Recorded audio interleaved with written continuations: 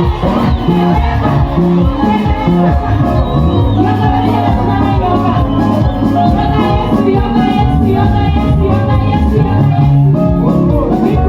name is Padre Gonzaga Wazi, aka Major Muliro.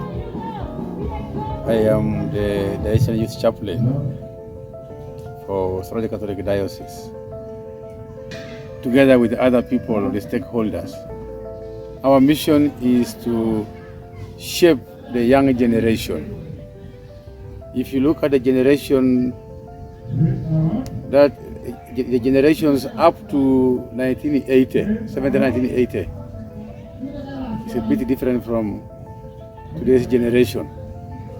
What do they call Gen Z?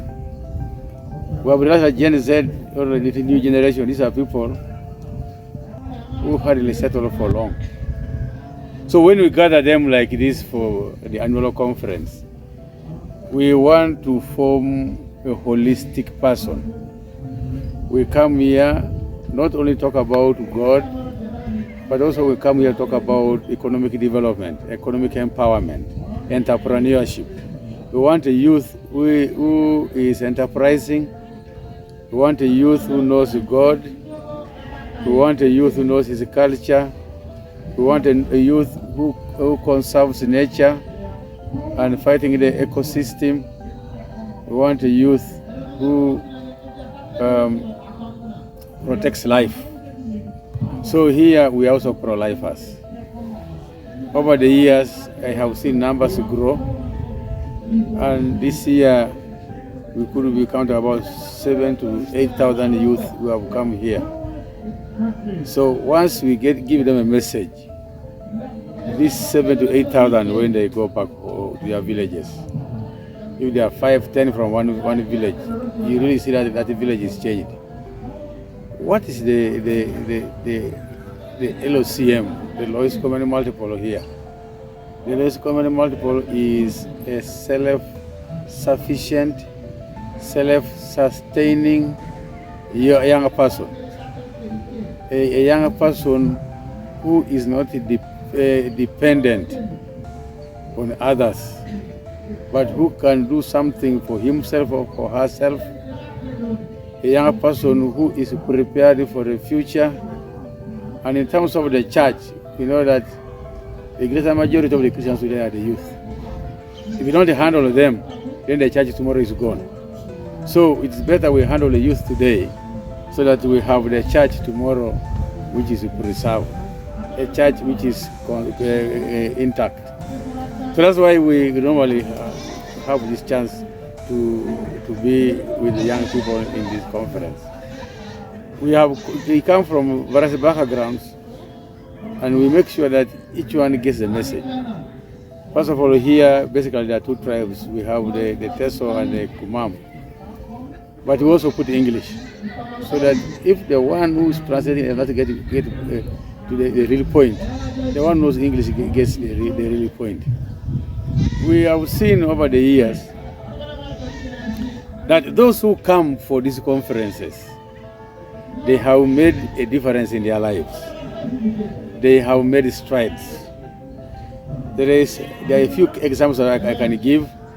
There is one who used to be our treasurer. He listened to the teachings here. He went back home. He became an enterprising person. As we speak now, he has a big supermarket and a wholesale shop.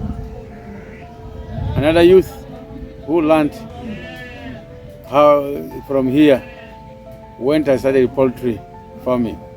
He's employing 20 more youth now. Now, the one of the supermarket and the wholesale shop, how many is he employing?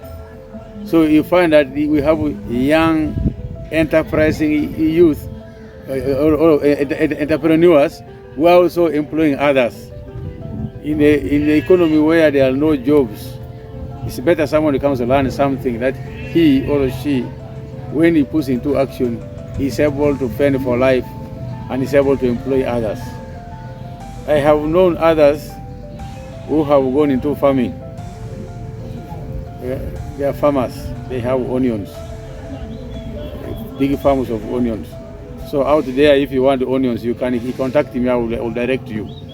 For those of you who are watching, I can tell you where to get the onions. And these are done by the young people, by the youth.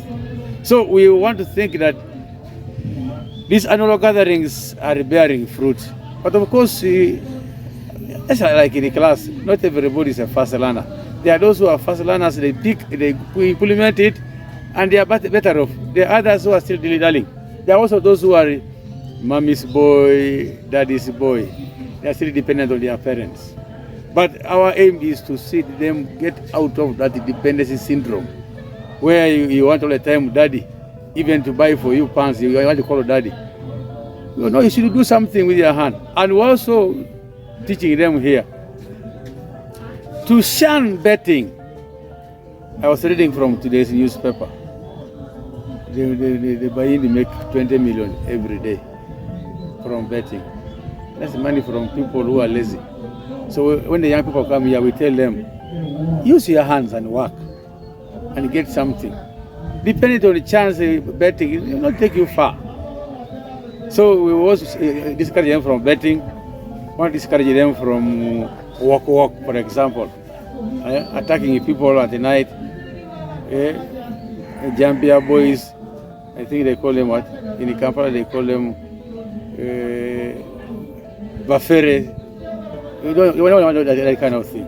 We want someone who uses his hands, his mind, his knowledge to be innovative, to create a living, not dependent on others. When they come here, we have moments of prayer. So they don't want them also to come here just only to make some, but they should also come and pray.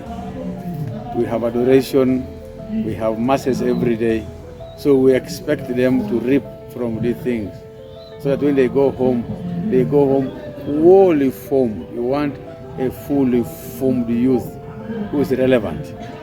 We want youth who are relevant in society. Actually, today, the world wants people who are relevant, not just people who are dependent. You see, there are many people who like shouting over football. They know how much money the other footballer is earning. They're waiting for them, they're doing nothing. So here we're telling them, no, not just shout about somebody's talents. Yesterday it was a talent show. We just gave them a theme to compose songs. And people were able to compose songs here.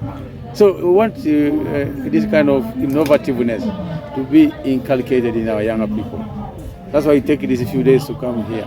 And I want to wish all of them success during this vacation, those who have come for vacation, Senior 4, P7, and Senior 6 vacation.